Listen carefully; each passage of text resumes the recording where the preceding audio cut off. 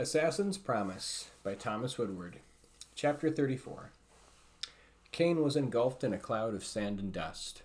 The storm raged around him, thick bolts of thunder falling dangerously close to him on all sides. He fought to maintain his steed. This required all of his focus as he dodged around crashing stone statues that fell in a line towards the walls of the mysterious city. The sky had been all but blotted out by the heaving clouds of dirt and sand. The roaring in his ears made his vision dance painfully in front of him. He struck stone. His vision went abruptly dark. When Cain's vision returned, he saw through a haze of red. He must have been injured, he wondered dimly. He had to struggle to form thoughts. Pain emblazoned the side of his head above his right eye, his good eye. Where his left eye should have been, a large opal sat. He remembered the pain involved in inserting it into his skull. It warred closely with the pain he now felt. Looking behind him, he could see a dim shape in the sand. The horse must have collapsed when it ran headlong into a falling column. It had been crushed by splinters of one of the immense stone figures that had loomed above them. The howl of the wind had not lessened.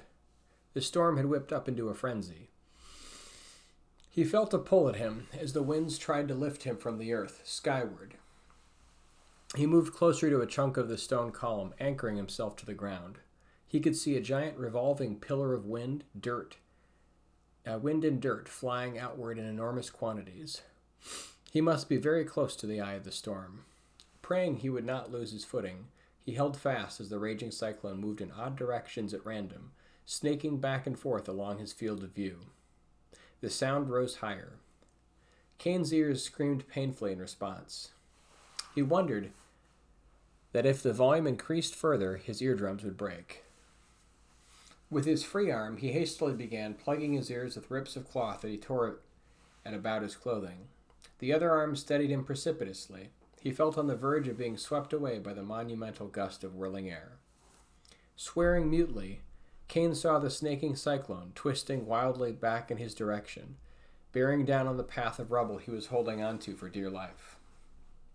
The renewed feeling of weightlessness almost pulled him away just then, before he desperately grabbed another section of rock with his other arm, holding him fast.